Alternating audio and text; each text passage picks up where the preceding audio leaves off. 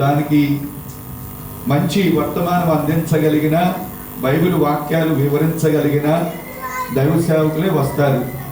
మీరు కూడా పాల్గొంటే మంచిది. దీని యొక్క ఎందుకంటే మన తరపున ఉన్న దేవుని సేవకులు బైబిల్ జ్ఞానం కూడా ఎక్కువగా కావాలి. నేను దానికి అనుగుణంగా నేను పెట్టాలి అనే ఉద్దేశంతో పెట్టాను. ఎందుకంటే నేను ఏదో కార్యక్రమాలు నేను చేస్తూ ఉండాలి. లేకపోతే దేవుడు నన్ను రేపు లెక్క అడుగుతాడు. దేవుడు రేపు లెక్క అడిగేదనుకో నేను సంజాయించుకోవాలి. మీరు పాల్గొంటారా, ఇన్వాల్వ్ అవుతారా లేదా అనేది కూడా దేవుడిరా. మరి కాబట్టి మీరందరూ పాల్గొండి.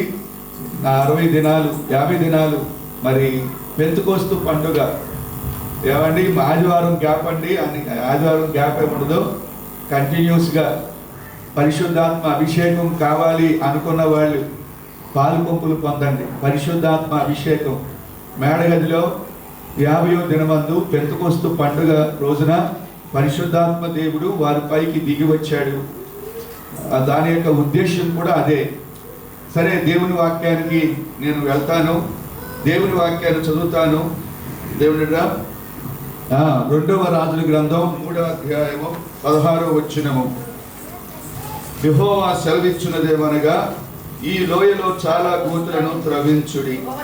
యెహోవా సెలవిచ్చున్నదేమనగా, గాలియే గాని వర్షమే గాని రాకపోయినను మీరును మీ మందలను మీ పశువులను త్రాగుటకు ఈ లోయ నీళ్లతో నిండును.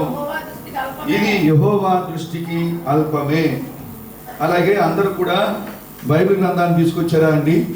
బైబిల్ గ్రంథాన్ని తీసుకొచ్చిన వాళ్ళు పైకి లేపండి, పైకి లేపండి, పైకి లేపండి.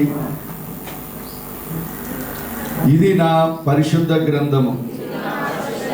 నేనేమై ఉన్నానో అది నాకు తెలియజేస్తుంది. నేను ఎలాగుండవలనని నాకు తెలియజేస్తుందో నేను అలాగున ఉండగలను. నేను ఏది చేయగలనని చెబుతుందో అది నేను చేయగలను. ఇందులోని ప్రతి వాగ్దానాన్ని నేను నమ్ముచున్నాను. ఇది నా జీవితాన్ని మార్చివేయును. ఇది నా జీవితాన్ని మార్చివేయును. నేను ఇలాగన ఉందునుగాక, అలాగున జరుగునుగాక. ఆమేన్. సరే, అందరూ చెప్పండి. గాలియే గాని వర్షమే గాని రాకపోయినను మీ మందలను మీ పశువును త్రాగుటకు ఈ లోయ నేలతో నింపబడును. గాలియే గాని వర్షమే గాని రాకపోయినా ఈ లోయ నేలతో నిండును. చిన్న ప్రార్థన. తండ్రి, నీ బిడ్డలను దీవించండి. నీ బిడ్డలందరినీ దర్శించు, మీరే బలపరచు. యేసునామమున తండ్రి, ఆమేన్. మీరు వాక్యాన్ని చాలా శ్రద్ధగా వినాలి, ఇటువైపే చూడాలి. నేనంటే పెళ్లి కూతురులాగా ఏమండి ఆ కింద వైపు కానీ అటువైపు కానీ ఇటువైపు కానీ చూడకూడదు. ఎందుకంటే చాలామంది బైబిల్ రీడింగ్లోకి వెళ్ళిపోతున్నారు, ఎత్తపడుతున్నారు. ఇక్కడి నుంచి దేవుని రాకడ వచ్చేసింది, ఆమె ఇక్కడ కూర్చుంది కానీ మైండ్ ఆబ్సెంట్. ఇక్కడ దేవుని వాక్యం మీద వాళ్ళకి దృష్టి లేదు. నువ్వు కిందంక పైంక చూసే బదులు నువ్వు ఇక్కడ మంచిగా ఉండదు. నేను హెచ్చరిస్తా, లేపుతా. మరి బాధపడి అందరి మధ్యలో నన్ను అవమానపరిచాడని చెప్తే ఏమండి మంచిది కాదు. దేవుని సేవకుడి వైపే చూడాలి. వాక్యం అయిపోయేంతవరకు మీరు దేవుని సేవకుల్లో నుండి దేవుడు మాట్లాడతాడు. నేను మాట్లాడతలేదు. హలో, నేను మాట్లాడతలేదు. దేవుని సేవకుడులో నుండి దేవుడు మాట్లాడతాడు. వచ్చింది కొద్దిమంది, కరెంట్ లేదు, కాబట్టి ఏదో చిన్న శబ్దం ద్వారా మనము దేవుని వాక్యాన్ని వింటున్నాం. మీరే సరిగా వింటలేదనుకో, వింటలేదు అని నేను ముగించి పరేస్తాను, అంతే కదా. వాళ్ళకి ఇంట్రెస్ట్ లేనప్పుడు నేనేం చెప్తాను? అవునండి, ఇంట్రెస్ట్గా ఉంటే నాకు మాటలు చెప్తానా చెప్పాలని భావన. సరే, దేవుని బిడ్డరా, ఇశ్రాయేలు యొక్క రాజు యోధా రాజు. ఇశ్రాయేలు యొక్క రాజు అహాబు చనిపోయిన తర్వాత యెహోరాము, తన కుమారుడైన యెహోరాము సింహాసనం మీదకి వచ్చాడు. అయితే అహాబు దినాల్లో కొన్ని సామంత రాజులు ఇశ్రాయేలు యొక్క రాజుకి కొన్ని పన్నులు కట్టేవారు.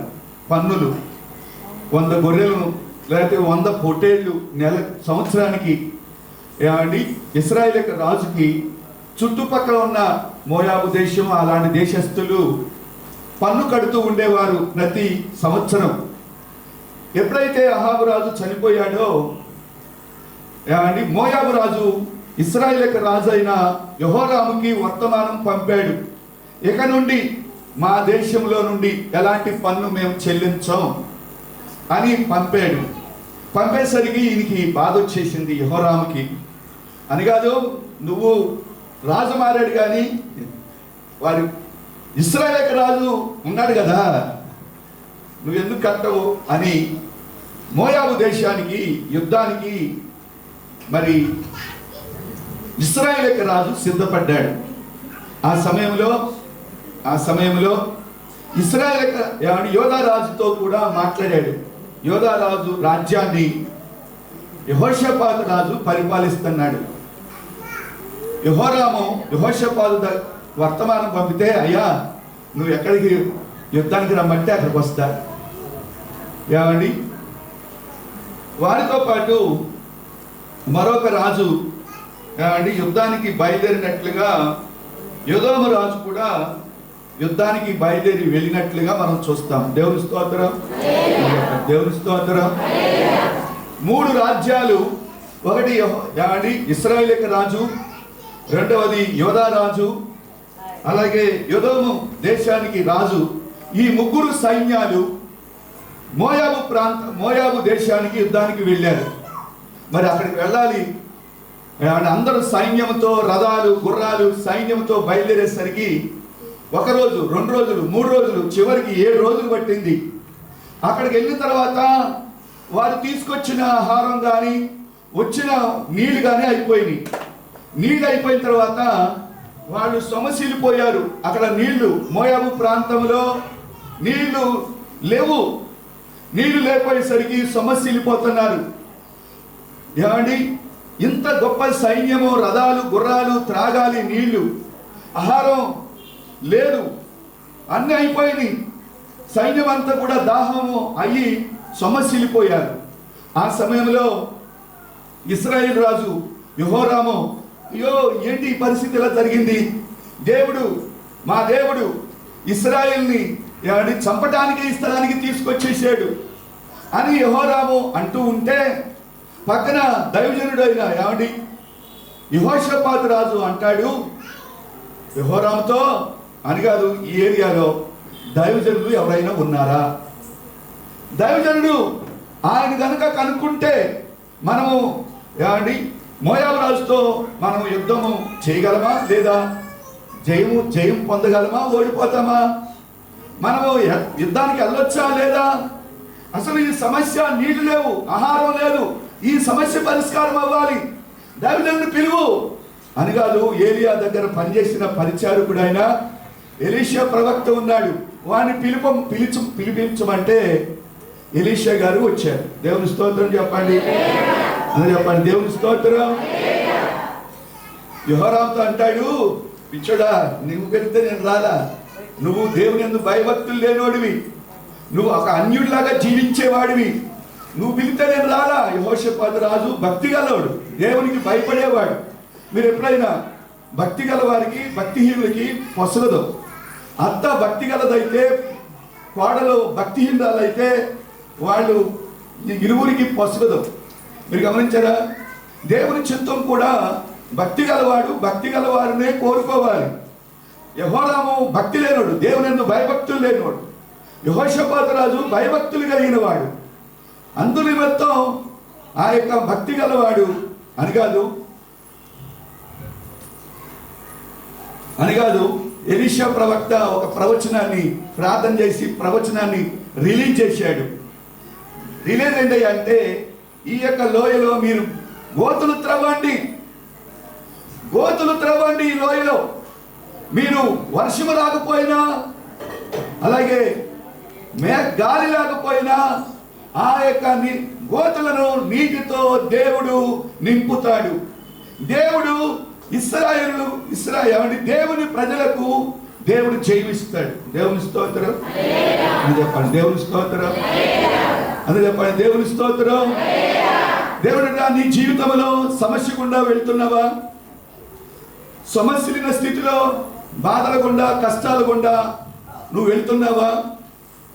వెళ్తున్నా నీ జీవితంలో ఈ సమస్యకు పరిష్కారం ఏంటో నాకు తెలియట్లేదు.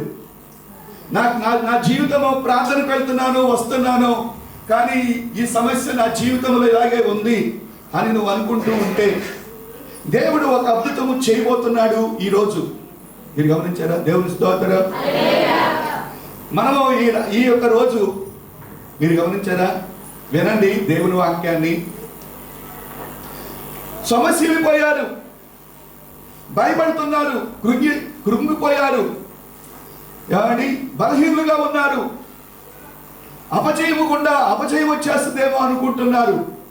ఇలాంటి సమయాల్లో దేవుని సేవకుడు ఈ స్థలమంతా ఈ లోయలు గుండా మీరు గోతులు త్రవ్వండి అని చెప్పినప్పుడు, గాలి లేకపోయినా పర్వాలా, మేఘం రాకపోయినా పర్వాలా, వర్షం రాకపోయినా పర్వాలా, ఆ యొక్క గోతులు నీటితో నిండిపోతాయి.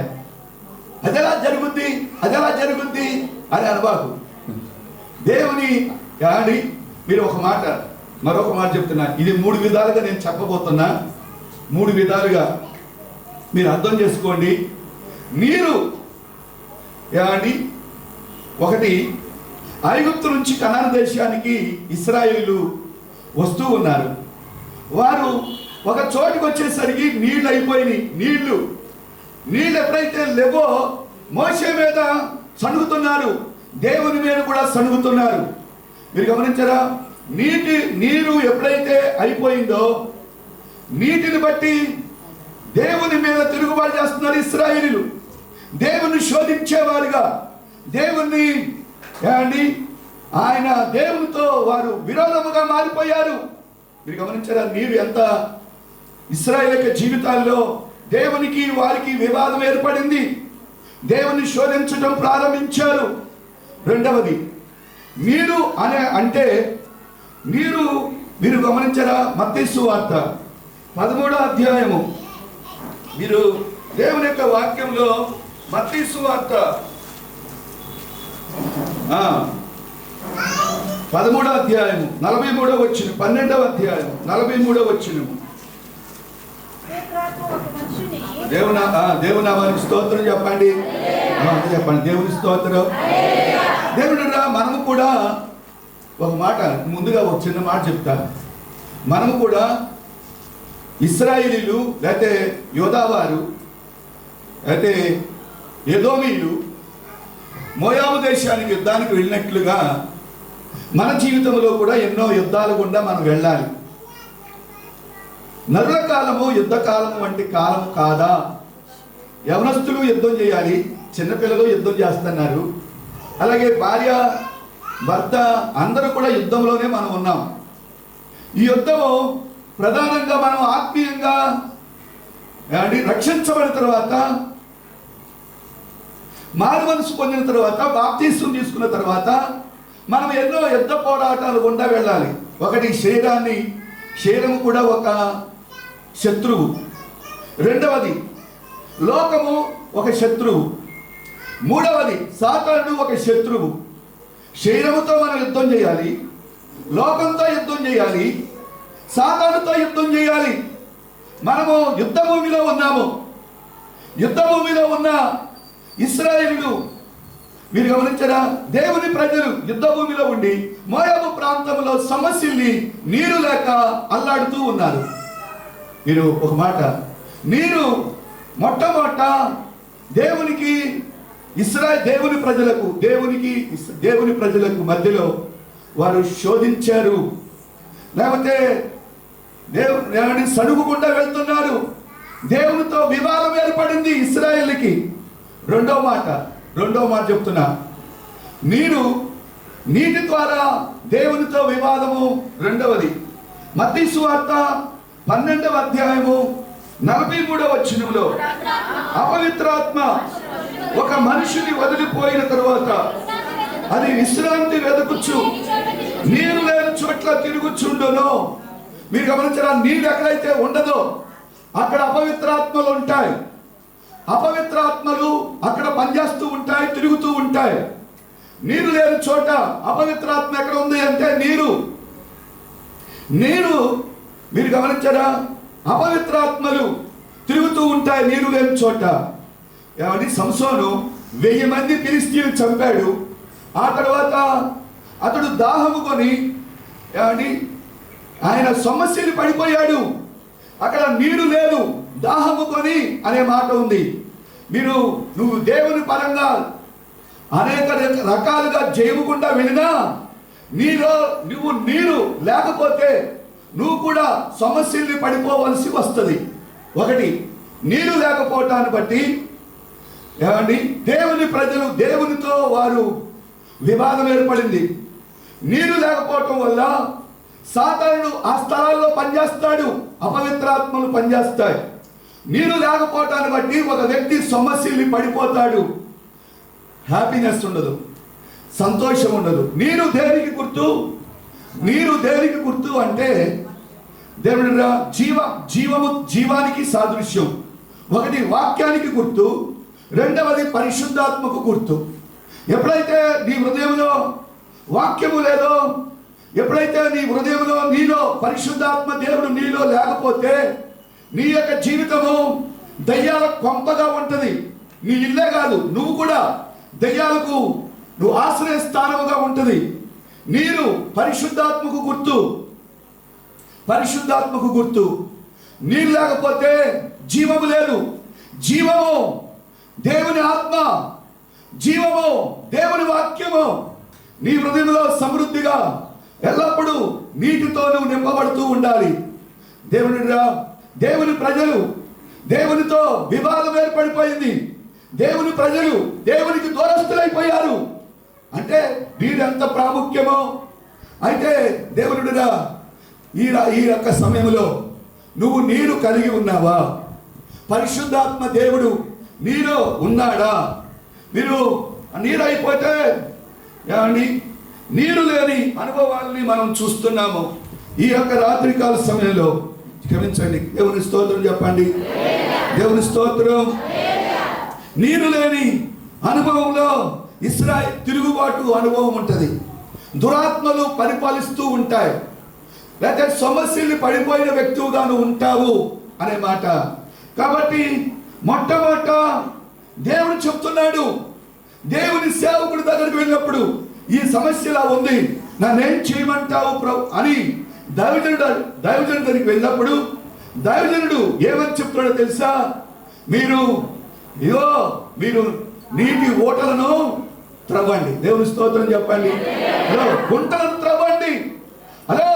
దేవుడు ఒక పరలోకమైన ఎన్నోసార్లు నీ మీద ఆ యొక్క ధనము లేకపోతే ఐశ్వర్యం అనే వర్షము నీ మీద దేవుడు అనేక సార్లు కురిపించాడు. కానీ ఆ నీరు నీ మీద నిలవబడకుండా ఆ నీరు పల్లానికి వెళ్ళిపోయినాయి. ఎందుకంటే నువ్వు మూయబడిన పాత్రగా ఉన్నావు. మూయబడిన పాత్రగా నువ్వు ఉన్నావు. అనేక సార్లు పరలోకము నుండి దేవుడు నీ మీద వర్షం కురిపించినా ఆ వర్షాన్ని నిల్వ చేసుకునే ఆ యొక్క గుంటలు లేకపోతే గోతులు నువ్వు త్రవ్వలా. నువ్వు ఎంతవరకు అనేక సార్లు దేవుడు నిన్ను నింపాలని తన ఆత్మను పంపాడు, ఆయన వాక్యాన్ని పంపాడు. కానీ నువ్వు దాన్ని నిలవనివ్వట్లేదు. అది పల్లానికి వెళ్ళిపోయిన వాటలంతా కూడా నువ్వేం చేయాలి అంటే నువ్వే త్రవ్వాలి. నువ్వు దేవునికి విరుద్ధమైన దేవునికి అసహ్యమైన నీ యొక్క అపవిత్రమైన జీవితాన్ని నీ యొక్క దేవునికి హేయమైన నువ్వు ఏ ఏ విగ్రహాలు నీ హృదయంలో ఉంచుకున్నావో, దేవుని విషయంలో ఏ ఏ విధాలుగా నువ్వు దేవుని విషయంలో తిరుగుబాటు చేస్తున్నావో వాటన్నిటినీ త్రవ్వాలి, పారవేయాలి బయటికి. నువ్వు ఒక గోతిగా లేకపోతే ఒక నీళ్లు నిలువుండే ఒక స్థలముగా నీవుగా మార్చుకోవాలి. దేవుని స్తోత్రం. చెప్పండి, దేవుని స్తోత్రం. ఎన్నోసార్లు వాక్యం విన్నావు, కానీ ఆ వాక్యం నీ హృదయంలో ఉండటం లేదు. ఆ వాక్యము బయటికి వెళ్ళిపోతూ ఉంది. నువ్వు నిష్ప్రయోజకుడుగా ఉంటున్నావు. మీరు గమనించారా? గోతులు దేవుని ఆత్మ నీ మీద అనేక సార్లు దేవుడు కుమ్మరించాడు, కానీ అది నీలోకి రావట్లేదు. ఎందుకంటే నువ్వు దేవుని ఆలయానివి. పరిశుద్ధాత్మ దేవుడు నివసించే ఒక ఆలయానివి. దేవుడు నీవు ఒక ఆలయానివి. నీలో ఏముండాలి? పరిశుద్ధాత్మ దేవుడు నీలో ఉండాలి. కానీ నీలో పరిశుద్ధాత్మ దేవుడు ఉండటానికి తగిన విధంగా నువ్వు ఉండకపోతే పరిశుద్ధాత్మ దేవుడు ఏడ్చుకుంటూ వెళ్ళిపోతాడు. నీ యొక్క కళ్ళు లేకపోతే నీ యొక్క నోరు, చెవులు అపవిత్రమైన ఏదైతే నిన్ను దేవుని ఆత్మను పొందనీయకుండా, దేవుడు నివసించనీయకుండా నీకు దేవునికి అడ్డుగా ఏదైతే ఉందో అది త్రవ్వి బయటపడాయి. అప్పుడు దేవుడు నిన్ను తన ఆత్మతో నింపి నిన్ను బలపరుస్తాడు. దేవుని స్తోత్రం, దేవుని స్తోత్రం. వివాదాల గుండా దేవునికి నీకు వివాదం ఉందా? దేవునికి నీకు శోధిస్తున్నావా? నువ్వు దురాత్మల చేత నువ్వు పీడించబడుతున్నావా? సమస్యల అనుభవంలో నువ్వు ఉన్నావా? అయితే ఇప్పుడే దేవుడు నిన్ను నింపాలని అనుకుంటున్నాడు. నువ్వేం చేయాలి అంటే వాక్యం వెంటనే నువ్వు ఒక జ్ఞానిగా అయితే, నువ్వు జ్ఞానవంతుడు అయితే వాక్యం విన్న వెంటనే నీలో దేవునికి విరుద్ధమైన ఆ జీవితాన్ని నువ్వు గనక తీసి పారేయగలిగితే, సెల్ ఫోనే నీకు అడ్డుగా ఉంటే దాన్ని తీసి అవతలపడి. దేవుని కంటే శ్రేష్టమైనది ఏది లేదు. నువ్వు దేవుని పోగొట్టుకుని నీ ఇంట్లో ధనరాశులున్నా, నీ ఇల్లు జీరో, నువ్వు ధనవంతుడివైనా, 10 మంది ఎంతో బలగం ఉన్నా, మంచి ఉన్నతమైన కులం ఉన్నా, నువ్వు దౌర్భాగ్యుడివి, దిక్కుమాలిన వాడివి, దరిద్రుడివి, నువ్వు ఒక అనాథివి. దేవుడు లేడు. నువ్వు ఎన్నోసార్లు దేవుడు నిన్ను ఎంతో బ్రతిలాడినా, నీలోకి రావాలని కోరుకున్నా, నువ్వు హృదయాన్ని ఇవ్వవే. వారు బ్రద్దలైన తొట్లను తొలగించుకున్నారు. నీళ్లు నిలవని తొట్లు తొలగించుకున్నారు. దేవుని ఆత్మ నీలో నిలబడట్లేదు. దేవుడేమో నిన్ను నింపాలి. నీరు పరిశుద్ధాత్మకు గుర్తు, నీరు దేవుని వాక్యానికి గుర్తు. ఈ సమయంలో నువ్వు ఎలా ఉన్నావో, దయ్యాలుగా నీరు లేకపోతే దేవునికి నీకు వివాదం ఉంది. నీరు లేకపోతే నువ్వు దయ్యాలు నీ ఇంట్లో ఉన్నాయి, నీలో ఉన్నాయి. నీరు లేకపోతే నువ్వు ఎంత కొన్ని సమయాల్లో విజయం పొందినా నువ్వు సమస్యల స్థితిలో నువ్వు ఉంటావు. దేవుని స్తోత్రం చెప్పండి. ఇది ఎలాగ జరుగును అని కాదు. వర్షం గాలి ఉండదట, గాలి లేదు. 2 మేఘము లేదు. 3 వర్షం కూడా లేదు. అదెలా సాధ్యం? హలో, నువ్వు అనుకుంటున్నావా దేవునికి అదెలా సాధ్యం? దేవుడు ఆశ్చర్యకరుడు, అద్భుతాలు చేసేటటువంటి వాడు. దేవుని వాక్యాన్ని అనుసరించి నువ్వు గనక నీ హృదయాన్ని గనక సరి చేసుకుంటే మన దేవుడు నీ జీవితాలు అద్భుతాలు చేయాలి అని అనుకుంటున్నాడు. దేవుడు అద్భుతాలు చేయాలనుకుంటున్నాడు. ఒకరిని పైకి లేపాలన్నా, క్రింద పెట్టాలన్నా అది దేవుని వశ్యము. మీరు దేవుని వాక్యాన్ని వింటున్నావా? అది ఎలా జరుగును? నువ్వెప్పుడు కూడా విశ్వాసము దేవుని శక్తిని ఆధారం చేసుకుని, నీ జ్ఞానాన్ని ఆధారం చేసుకుని దేవుని విశ్వాసం ఉంచడం కాదు. నీ జ్ఞానాన్ని ప్రక్కన పెట్టి దేవుని శక్తిని ఆధారం చేసుకుని దేవుని విశ్వాసం ఉంచు. దేవుని శక్తి ముందు ఇది శక్తి చేత కాదు, బలము చేత కాదు, నా ఆత్మ చేతనే ఇది జరిగిస్తా. ఇది ఎలాగ జరుగును? దేవునికి అసాధ్యమైనది ఏదైనా ఉందా? దేవునికి అసాధ్యమైనది ఏదైనా ఉందా? బ్రదర్, సిస్టర్, నీ దేహము దేవుని ఆలయము. అనేక సార్లు నీ దేహములో పరిశుద్ధాత్మ దేవుడు ఉండాలని వచ్చాడు. కానీ ఆ యొక్క నువ్వు గోతిని నువ్వు త్రవ్వుకోలేదు. నువ్వు ఆ నీరు నివసించటానికి తగిన విధంగా నువ్వు నీ హృదయాన్ని సిద్ధం చేసుకోలేదు అనే మాట. కాబట్టి దేవుని స్తోత్రం చెప్పండి. హల్లెలూయా, హల్లెలూయా, హల్లెలూయా. మన యొక్క జీవితాల్లో దేవుడు అదేంటి యాకోబును దేవుడు బేతేలుకు వెళ్ళి బలిపీఠం కట్టు అన్నాడు. కానీ యాకోబు సుక్కోతుకు వెళ్ళి బలిపీఠం కట్టాడు. చివరికి ఏమైంది? తన కుటుంబము పరువు పోయింది. తన కుటుంబంలో తన యొక్క కుమార్తెను అతడు పోగొట్టుకున్నాడు. మీరు గమనించారా? దేవుడు ఏం చెప్తాడో అదే చేయాలి. నువ్వేదో నీ సొంత జ్ఞానంతో సొంత శక్తితో నువ్వేది చేయకూడదు. మీరు గమనించారా? నువ్వు కావాలయ్యా, నీ ఆత్మ నాకు కావాలయ్యా అంటే నింపుతాడు. నువ్వు నీ వాక్యంతో నేను నింపబడాలయ్యా. ఎప్పుడైతే నీడు ఎక్కడైతే ఉంటుందో అక్కడ పంటలు పండుతాయి. నీడు ఎక్కడైతే ఉంటుందో ఆ విత్తనం అక్కడ ఫలిస్తూ ఉంటుంది. దేవుని ఆత్మ ఎక్కడైతే ఉంటుందో పచ్చనిదనం ఉంటుంది. దేవుని వాక్యము లేకపోతే పరిశుద్ధాత్మ దేవుడు. మీరు గమనించారా? అనేక మంది పరిశుద్ధాత్మ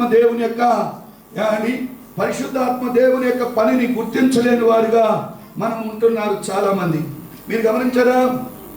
నీరు అంటే పరిశుద్ధాత్మ. అపోస్తుల కార్యములు 5వ అధ్యాయం 32వ వచనము. నీరు అంటే పరిశుద్ధాత్మ దేవుడు తనకు విధేయులైన వారికి అనుగ్రహించు. దేవుడు తనకు విధేయులైన వారికి అనుగ్రహించు పరిశుద్ధాత్మ. దేవునికి ఎవరైతే విధేయత చూపిస్తారో, దేవుని సన్నిధిలో ఎవరైతే తగ్గింపు కలిగి ఉంటారో, దేవుని సేవకునికి విధేయత కలిగి ఉంటారో వారు దేవుడు తనకు విధేయులైన వారికి అనుగ్రహించు పరిశుద్ధాత్మ. అందరూ చప్పట్లు ఒకసారి.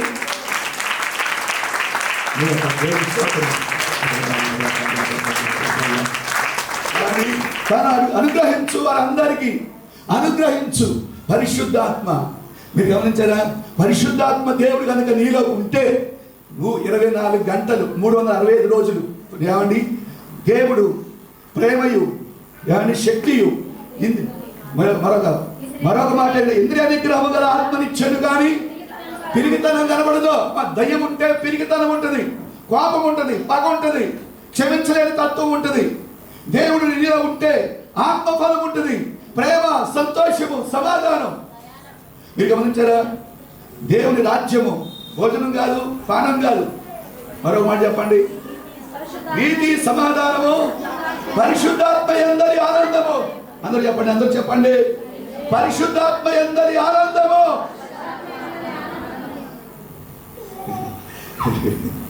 నువ్వు దేవుని యొక్క జీవచల నది నీలో ప్రవహిస్తూ ఉంటే పరిశుద్ధాత్మ యందలి ఆనందము.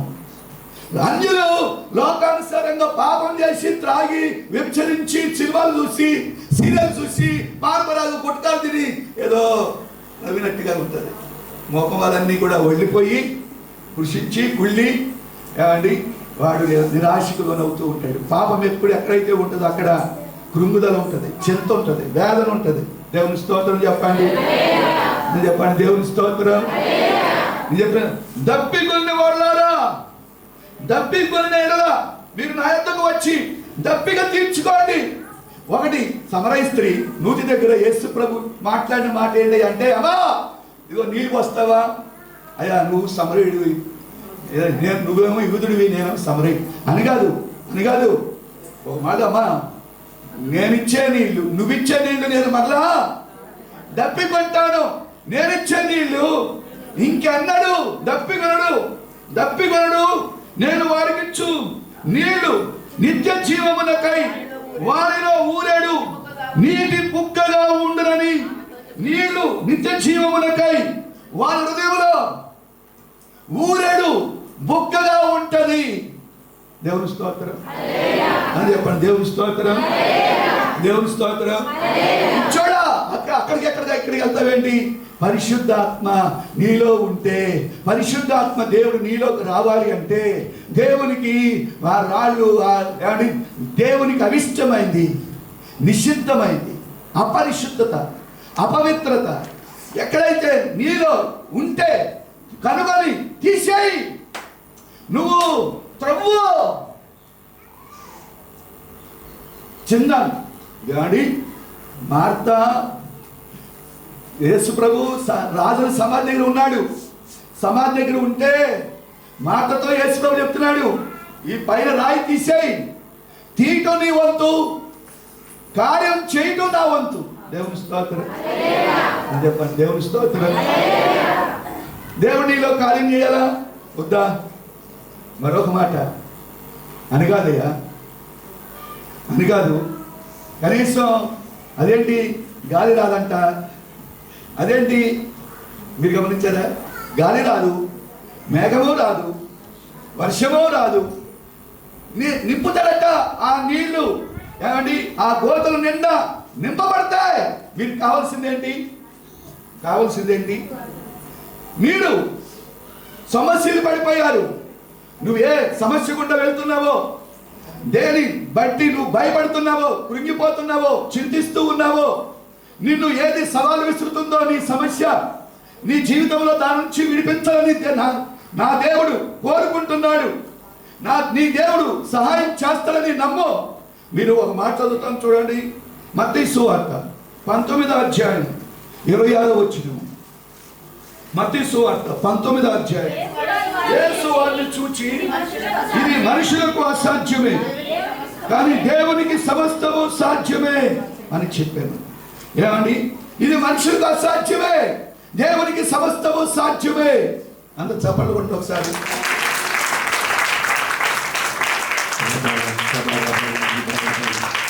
దేవుడు మిమ్మల్ని ఆయన ఆత్మ బలముతో నింపును గాక. ఆయన మహిమ మీ మీదకి దిగి వచ్చును గాక. నూతనమైన శక్తితో ప్రభు మిమ్మల్ని నింపును గాక. దేవుని యొక్క ఆత్మదేవుడు మీ మీదకి దిగి వచ్చి మిమ్మల్ని ఫలింప చేయును గాక. దేవుడు రా.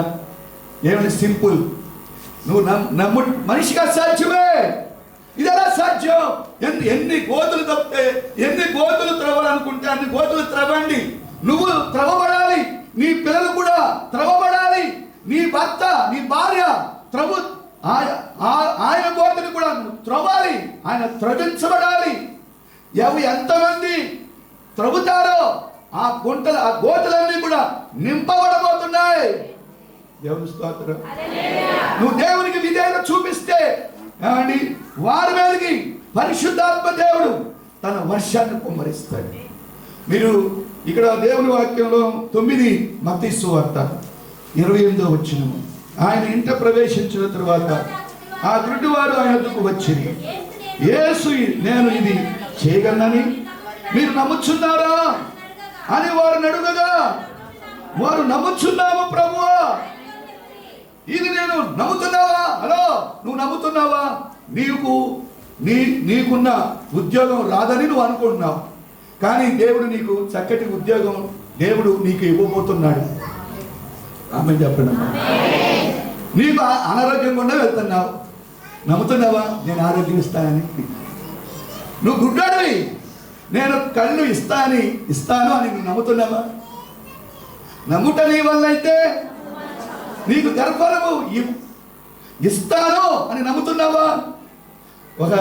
ఒకరోజు ఒకసారి ఒక దైవజనుడికి, అంటే సంఘంలో ఉంది, అమ్మా దేవుడు నీకు ఒక కుమారుని ఇవ్వబోతున్నాడు అని దైవజనుడు ప్రవచించాడు. పాస్టర్ గారి అంతా కూడా సంవత్సరం చూసింది, 2 సంవత్సరాలు చూసింది, 3, 4 వెళ్ళిపోయింది. అయితే ఆ సమయంలో ప్రభు అని కాదు, సంఘంలో అందరి మధ్య ప్రకటించాను, మరి ప్రభు ఆమెకి గర్భఫలం నమ్మట్లేదు, నేను ఇస్తాననే సంగతి ఆమె విశ్వాసం ఉంచట్ల. అయితే చెప్పాడట దేవుడు. అదే సంవత్సరం ఆమె ప్రెగ్నెన్సీ వచ్చి చక్కటి కుమారుని దేవుడు ఇచ్చాడట. దేవుని స్తోత్రం. నమ్ముతున్నావా? నీకు మంచి ఫ్యూచర్ ఉంటుందని నమ్ముతున్నావా?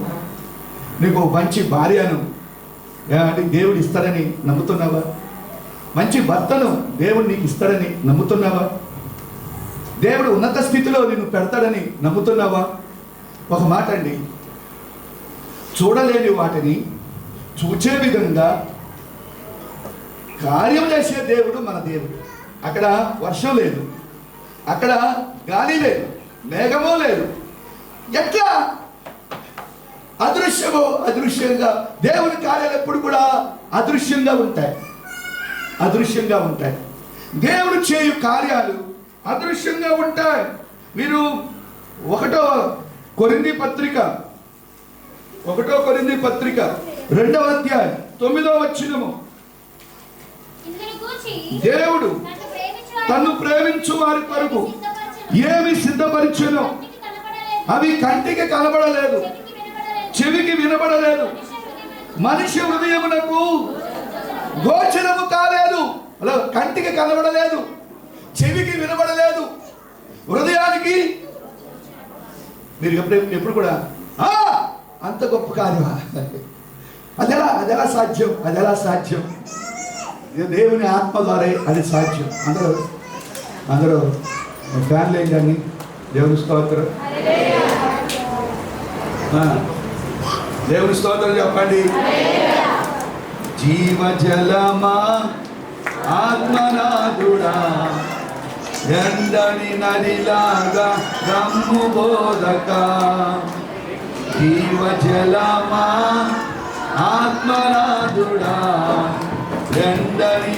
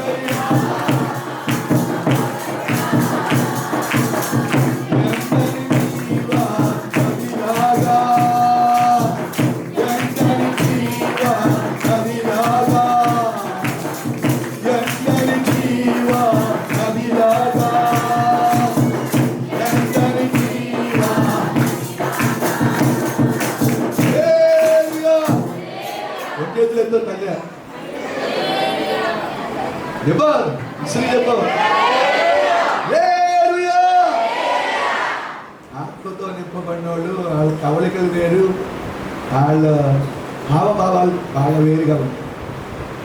మీరు గమనించారా? దేవుని ఆత్మ కావాలనుకున్న వాడు కూడా చురుకుగా ఉంటాడు. అది పోగు స్థలమల్లా ఆరోగ్యం ఇచ్చేస్తుంది. అలాగే పోగు చోటల్లా పరిశుద్ధమే, వాళ్ళ చేరుదలంతా తృప్తికరమే.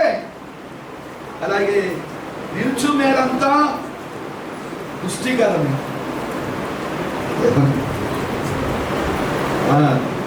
మీరు గమనించారా? దేవుని ఇగో మీరు ఈ యొక్క నేను చెప్తున్నాను, దేవుడు మీకు మోయాబు దేశం మీద విజయం ఇవ్వబోతున్నాడు. ఇదిగో ప్రవక్త గారు చెప్తున్నాడు, ఎలీషా ఏలియా దగ్గర దాసుడిగా పనిచేశాడు, 2 అంతల అభిషేకం పొందుకున్నాడు. ఇప్పుడు 2 అంతలు కాదు, 7 అంతలు. ఏలియా ఏమండి ఆ యొక్క ఇశ్రాయేలీయులు 3.5 సంవత్సరాలు వర్షం కురవలా, మంచైనా వర్షమైనా కురవలా. కురవద్దు అంటే కురవల. ఆ కరువులో ఆ వర్షం కురకపోవటం వల్ల చాలా మంది వెదరాలు చనిపోయారు, చాలా మంది చిన్నపిల్లలు, చాలా మంది పశువులు, ఇశ్రాయేలు చాలా మంది చనిపోయారు. మంచు కానీ వర్షం కానీ కురవకపోవటం వల్ల మరలా ఆ యొక్క బయలు ప్రవక్తలు, అషేరే ప్రవక్తలు అందరూ కూడా చంపబడ్డారు. ఇశ్రాయేలు అందరూ దేవుని తట్టు తిప్పబడ్డారు. అప్పుడు మరలా వర్షం కురిపించు ప్రభు అని ప్రార్థన చేయడానికి కర్మేలు పర్వతం మీద ఏలియా ప్రార్థన చేస్తున్నాడు. ఏలియా ప్రార్థన చేస్తూ దాసుని పట్టుకుంటున్నాడు. అరే పైకెట్లో కొండ మీద ఇక సముద్రం వైపు చూడు, ఏదైనా మేఘం వస్తుందేమో చూడు. ఈయనేమో ఏమండి కాళ్ళలో తల మోకాళ్ళు పెట్టుకొని మోకాళ్ళు ఏమండి ప్రార్థన చేస్తున్నాడు ప్రసవ వేదనతో. అయితే చూడరా అయ్యారో కనబడతలా, రెండోసారి చూడరా కనబడతలా, మూడోసారి కనబడతలేదు అయ్యారు. చివరికి 7 సార్లు అయిన తర్వాత అయ్యా ఇదిగో హస్తం అంతా, మనిషి చెయ్యంతా మేఘము సముద్రం మీద నుంచి పైకి వస్తుంది, నేను అది చూస్తున్నా. ఇచ్చోడా అని కాదు, నేను వర్షం వచ్చినట్లుగా నా చెవులకి శబ్దం వినబడుతుంది. శబ్దం విస్తారమైన వర్షం కురిసినట్టుగా, ఉరుములు మెరుపులు విస్తారమైన వర్షం వచ్చినట్టుగా నా చెవులకి శబ్దం వస్తుంది. అమ్మా విన్నారా? దేవుని బిడ్డలు చూచే వాటిని నమ్ముతారు, చూడని వాటిని కూడా నమ్ముతారు. చూడని వాటిని నమ్మాలి, నువ్వు చూడకపోయినా నువ్వు నమ్మాలి.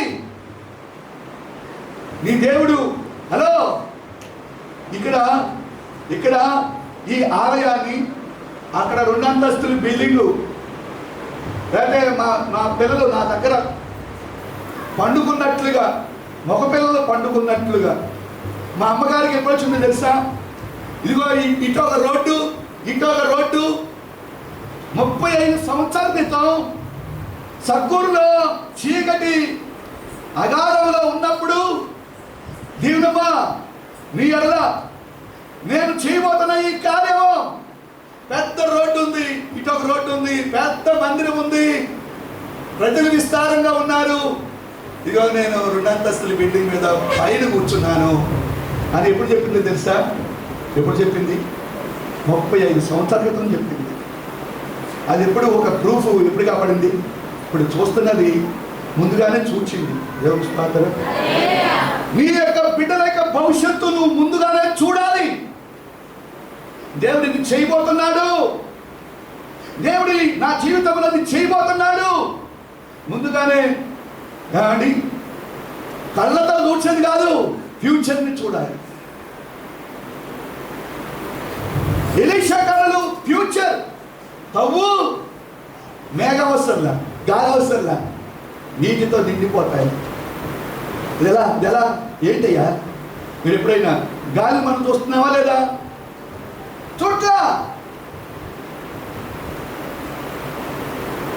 గాలిని చూడం. వర్షాన్ని చూస్తున్నామా? వర్షాన్ని చూస్తున్నాం. నువ్వు చూడకపోయినా వాటిని లేదంటానికి వీల్లేదు. ఒక మాట దేవుడిరా, ఒక సూచన లేదు. ఏది ఎలా నమ్ముతాం? ఆ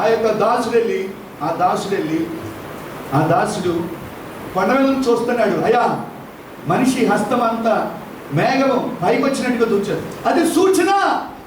ఇక వర్షం కురవబోతుంది.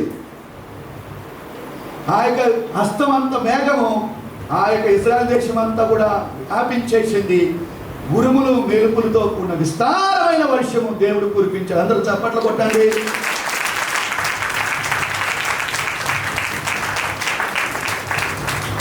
ఎండిపోయిన నీ జీవితాన్ని ఆయన ఆత్మ అనే వర్షం ద్వారా తడపి నువ్వు మళ్ళా ఫలవరితంగా దేవుడు నిన్ను చేయును గాక. నీ జీవితంలో ఏదైతే ఆగిపోయిందో, ఏదైతే నువ్వు కొరతగా అనుకుంటున్నావో, ఆ కొరత దేవుడు ఆయన నామములో తీర్చును గాక.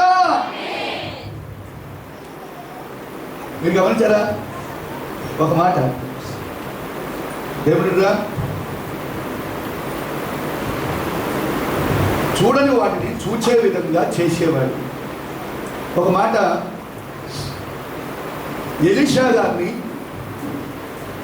అప్పటికప్పుడు రాత్రికి రాత్రి లేపుకెళ్ళిపోవాలని సిరియా సైన్యము, రథాలు, గుర్రాలు వచ్చేస్తే ఎందుకయ్యా అంటే ఇశ్రాయేలు దేశము విజయం గుండా వెళ్ళటానికి గల కారణము ముందుగానే దైవజనుడు ప్రవచిస్తాడు. మీరు గమనించారా? ఆయన ఆత్మనేత్రాలు కలిగిన వాడు. దేవుని స్తోత్రం. ఈ లైట్లు వేయటం వల్ల మిమ్మల్ని చూడలేకపోతున్నా. నాకు ఎంతవరకే పరిమితంగా ఉంది. దేవుని స్తోత్రం. దేవుని స్తోత్రం. తన దాసుడు ఎలీషా దగ్గర పనిచేస్తున్న తన దాసుడు లేచాడు. ఆ యొక్క ఉదయకాల సమయంలో గుర్రాలు, రథాలు అమ్మో అమ్మో అమ్మో అమ్మో అమ్మో అని అన్నాడు ఎలీషాయి గారు. దైవజనుడు మీరు గమనించరా? కానీ ఆ యొక్క ఎలీషా శిష్యుడికి ఏం కాబడుతుంది? దృశ్య రూపంలో ఉన్న రథాలు, శత్రువు యొక్క సైనికులు, రథాలు, గుర్రాలు, శత్రువు యొక్క సైన్యాలు, రథాలు కనపడుతున్నాయి వీరి గారికి. కానీ ఎలీషా గారికి ఏం కనబడుతున్నాయి?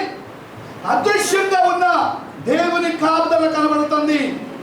కానీ అగ్ని రథాలు, అగ్ని గుర్రాలు, దేవదూతల కాపుదల, పర్వతము ఎలీషా చుట్టూ ఉన్నట్లుగా ఎలీషా చూస్తున్నాడు. దైవజనుడు, దేవుని బిడ్డలు అదృశ్యమైన వాటిని, అదృశ్యముగా ఉన్న ఆ ప్రాకారాన్ని, ఆ కాపుదలని వారు చూచి ధైర్యంగా ఉంటారు. ధైర్యాన్ని, నిబ్బరాన్ని దేవుని బిడ్డలు కోల్పోరు. నువ్వు దృశ్య రూపంలో ఉన్నా ఏమండి, శత్రువు యొక్క సైనికులు చూచి గెహజీ భయపడిపోతున్నాడు. దేవుని బిడ్డలకు, దేవుని నామకార్థమైన వ్యక్తులకి రెండు డిఫరెన్స్లు. దేవుని బిడ్డలు ఆత్మనేత్రాలు కలిగిన వారు అదృశ్యమైన హస్తాన్ని చూస్తారు. పిరిగోలుగా పారిపోరు. నిబ్బరముగా, ధైర్యంగా, ఏంట్రా ఇన్ని శ్రమలున్నా నువ్వు ఎంత నిబ్బరంగా ఉన్నావేంట్రా అని అనుకోవచ్చు. నేను దృశ్యమైన వాటిని చూట్ల, అదృశ్యమైన వాటిని నిదానించి చూస్తున్నా. మోషే శరీరాశ, నేత్రాశ, జీవముడము తన మీద ఏలుబడి నాకొద్దు అని చెప్పాడు. కాలం రాబోతున్న బహుమానాన్ని అతడు ముందుగా చూచి దేవుడు ఏ స్థాయికి నన్ను దేవుడు తీసుకుని వెళ్ళబోతున్నాడో అది ముందుగా చూచి ఫరో కుమారుడు కానీ, అల్పకాల పాప భోగాలు కానీ ఇవన్నీ నాకు వద్దు అని తిరస్కరించాడు. మోషే ఫ్యూచర్ని చూచాడు. దేవుని స్తోత్రం. ఇక్కడున్న ఈ బొమ్మలాట కాదు చూసేది, దేవుని బిడ్డలు రాబోతున్న మహిమ ఎదుట, ఆ మహిమ గల కార్యాలు నీ జీవితంలో ఏది చేయాలనుకుని అది దాన్ని చూడు. ఒక వ్యక్తి పై శత్రువులు చూచి భయపడుతున్నాడు. నామకార్థ క్రైస్తవులు కూడా ఇదే, దెయ్యాన్ని చూచి భయపడతారు, వ్యాధులు చూచి భయపడతారు, కానీ దేవుని బిడ్డలు ఉన్నారే, అబ్బా నాకు అరే పిచ్చోడా, ఈ సైన్యము రథాలు గుర్రాలు కంటే మనకున్న కావుదలా రెండంతలు ఉన్నాయిరా, రెండంతలు. అదెలా అయ్యారు, అదెలా సాధ్యం? ఏం నాకు కనబడట్లేదు, ఉందా? అవునా? అవునరా, వీడి కళ్ళు తెరువు నాయన అని ప్రార్థన చేస్తా. అప్పుడు చూసి అమ్మో, అగ్ని రథాలు, అగ్ని గుర్రాలు, దేవుని యొక్క దూతలు. నీకు పిచ్చోడు, ఈ ఇహలోక నేత్రాలే నీకు ఉన్నాయి, బాహ్య నేత్రాలే ఉన్నాయి, అంతరంగ నేత్రాలతో నువ్వు చూడు. దేవుని స్తోత్రం, దేవుని స్తోత్రం. నువ్వు నమ్ము దేవుని మాట. అబ్రహాము పిచ్చిగా నమ్మేశాడు. బయలుదేరు, నీ బంధువులు విడిచిపెట్టు, నీ గ్రామాన్ని విడిచిపెట్టు, నీ యొక్క ఉద్యోగాన్ని అన్ని విడిచిపెట్టి నేను చూపిస్తున్న ప్రాంతానికి రమ్మని బయలుదేరమంటే మీరు గుడ్డిగా నమ్మి దేవుడు చెప్పింది చేసి చెప్పినట్టుగా అడుగులేస్తున్నాడు. ఈ రోజున ఎన్ని కూర్చుని వెళ్తారండి? అవునా అయ్యగారు, ఎన్ని కూర్చుందండి? ఈ పిచ్చోడు ఏంటి అంటే వినరు కొంతమంది, ఎన్నిసార్లు చెప్పినా వినరు. ఈ అవనస్తులు ఎంత తయారైపోయారు అంటే ఎప్పుడు సెల్ ఫోన్ చూసే మైండ్ కదా, ఈ లోకాన్ని, లోకంలో ఉన్న వాటిని చూసే మైండ్, ఆ మైండే పనిచేస్తూ ఉంటుంది. దేవుని మాటలు అంటే శక్తి లేనట్టుగా కనపడతాడు. అబ్రహాము అన్ని దేవుని గురించి అన్ని వివరంగా తెలుసుకుని వచ్చాడా, ఒక్క మాట గుడ్డిగా నమ్మేసేసి నువ్వు దేవుడివి నాకు కావాలి అని అన్ని విడిచిపెట్టేసి వచ్చేసాడు. దేవుడు విడిచిపెట్టాడా అండి? విడిచిపెట్టాడా? యూదులు ఆడలే, ముస్లిమ్స్ ఆడలే, అలాగే క్రైస్తవులు అందరూ ఆయన సంతానం. దేవుని స్తోత్రం, చెప్పండి దేవుని స్తోత్రం, దేవుని స్తోత్రం. రెండవది, నీకు దారి, ఇశ్రాయేలు దారి మూయబడిపోయింది. దారి మూయబడితే ద్వారాన్ని తెరిచేవాడు కూడా దేవుడే. తెరవబడిన ద్వారము మరలా మూయబడిపోయింది అనుకో, ఆ మూయబడిన ద్వారాన్ని కూడా తెరిచేవాడు దేవుడే. హలో, ఇశ్రాయేలుకి సముద్రం గుండా మార్గం వేశాడు, వారికి తెలుసా? అరణ్యం గుండా మార్గాన్ని తెరిచాడు, అరణ్యం గుండా మార్గాన్ని వేశాడు, సముద్రం గుండా మార్గాన్ని వేశాడు. దేవుడు వారిని మేఘస్తంభముగా, అగ్నిస్తంభముగా వారిని నడిపిస్తున్నాడు. చాలా మంది అనొచ్చు, ఈ ఎగ్జామ్ నేను పాస్ కాలేకపోతున్నాను బ్రదర్, నేను దేవుడు నా భర్త విషయంలో నా భర్త మార్చబడటం లేదు బ్రదర్, నాకు తెలియట్లేదు, నా భర్తను ఎలా మార్చుకోవాలో నాకు తెలియట్లేదు.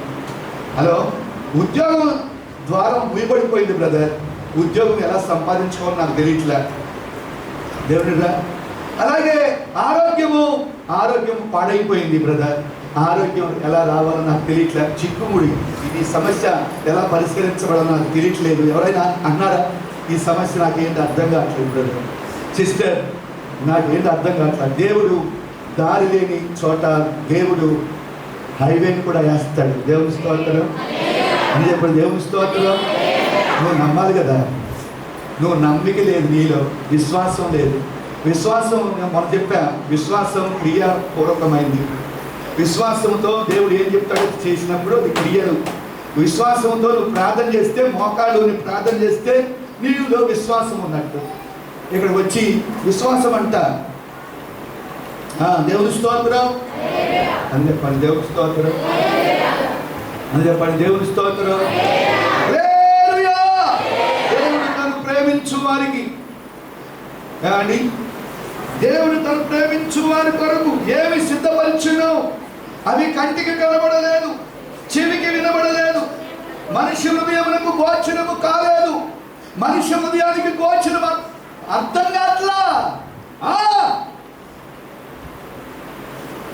దృశ్య రూపంగా ఉండవు దేవుని కార్యాలు. గుండెల్లో విశ్వాసం, నోటితో పలుకుతూ ఉండు, అవే బయటకు వచ్చేస్తూ ఉంటాయి. గుండెల్లో విశ్వాసం, నోటితో పలుకుతూ ఉండు, అవి క్రియారూపకంగా నీ దగ్గరికి వచ్చేస్తాయి. అవిశ్వాస మాటలు మాట్లాడవాలి. మీరు ఎప్పుడైనా దేవుడుగా మన దేవుడు ఎవరో నమ్ముతున్నావా? దేవుడు నీ యొక్క గుడ్డి స్థితి నుంచి విడిపిస్తాడని నమ్ముతున్నావా? నీకు ఆరోగ్యం ఇస్తాడని దేవుడు నమ్ముతున్నావా?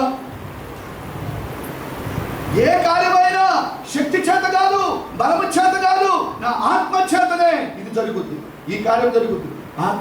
ఆత్మ ద్వారా. మీరు గమనించారా? ఇశ్రాయేలు అంతవరకు ఎప్పుడైతే ఎలీషా చెప్పాడో చేశారా చేయలేదా? చేశారు. గోతులు తవ్వారా తవ్వలేదా? తవ్వారు.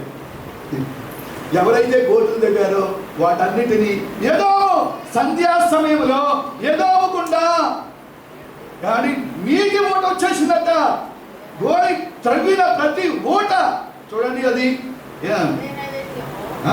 ఉదయకాల నైవేద్యము సమయమందు నీళ్లు 3వ అధ్యాయం 20వ వచనము. ఉదయ నైవేద్యం అర్పించు సమయమందు నీళ్లు ఏదో మార్గమున రాగా దేశము నేలతో నింపబడిపోయిన. అందరూ దేవుని స్తోత్రం చెప్పండి. ఒకసారి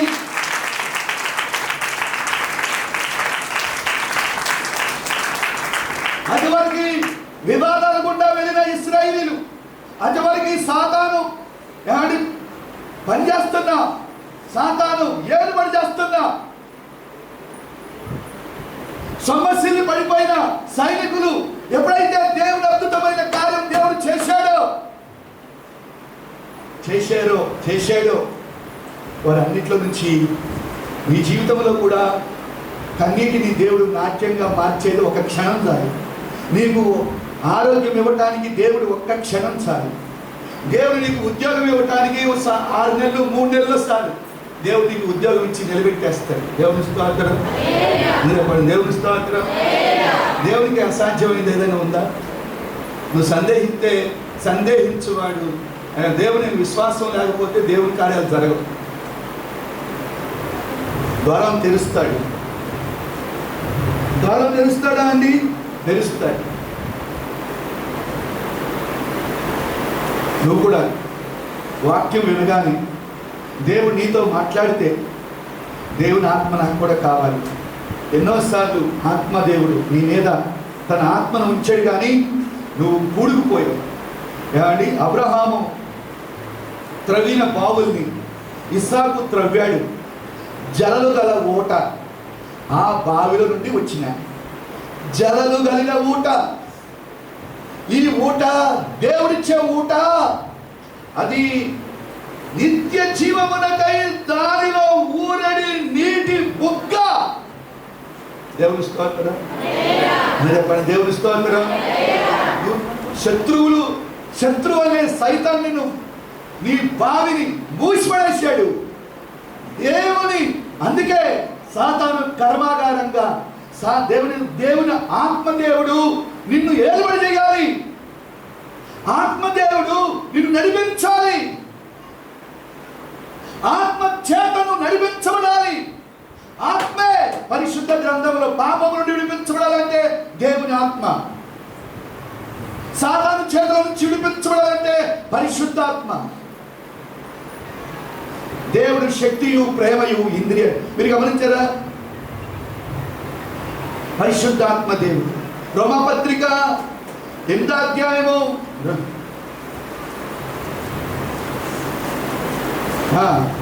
8వ అధ్యాయం మొదటి వచనం. క్రీస్తు యేసునందు ఉన్నవారు ఏ శిక్షా విధియు లేదు. క్రీస్తునందు జీవమునిచ్చు ఆత్మ యొక్క నియమము పాప మరణముల నియమము నుండి నన్ను విడిపించింది. పాప నియమముల మరణము నుండి నన్ను విడిపించింది. క్రీస్తు యేసునందు జీవమిచ్చి యొక్క ఆత్మ నియమము పాప నియమముల మరణం. ఈ రోజునండి అసలు దేవుని పరిశుద్ధాత్మ కోసం అడిగేవారు లేరు. పరిశుద్ధాత్మ కోసం చేతులు ఎత్తేవారు లేరు.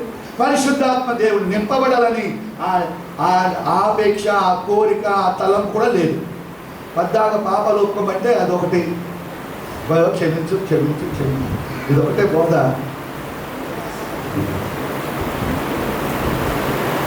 ఏమండి, నేను నింపేది పాపం చేయకుండా ఆత్మ స్వాతంత్రం ఇచ్చు, ఆత్మ నీరు. అందుకే అన్ని చోట్ల పెంతుకోస్తు సంఘాల్లో బుధవారం పరిశుద్ధాత్మ అభిషేక కూడిక. శిలువ పెంతుకోస్తులో ప్రతి ఆరాధనలో పరిశుద్ధాత్మ అభిషేకంతో నింపబడాలి. అభిషేకం లేకుండా వాక్యం చెప్పరాదు. ఆరాధన చేస్తూ ఉండగా పరిశుద్ధాత్మ దేవుడు వారిపై దిగి వచ్చిన తర్వాతే ఆరాధన. ఎందుకు?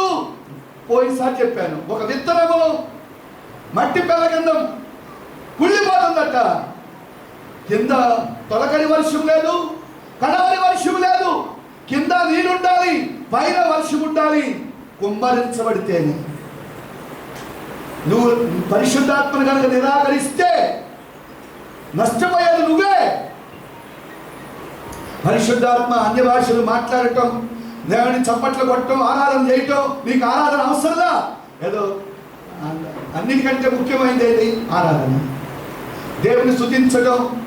కానీ మన ఆరాధకుడైన దావీదు గారు ఎక్కడో ఎత్తైన పర్వతం మీద కూర్చున్నాడు మహిమలో.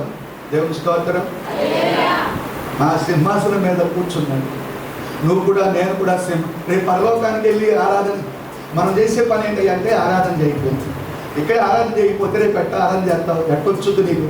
ఇక్కడ వారనామాలు నేర్చుకోకుండా, ఏబిసిడ్లు నేర్చుకోకుండా అక్కడ ఒకసారి ఏబిసిడ్లు వచ్చేది. దేవుని స్తోత్రం. నేను దేవుడురా, దేవుడు బిడ్డరా, ఆత్మదేవుడు. నీరు కావాలి. నీరు పరిశుద్ధాత్మకు గుర్తు.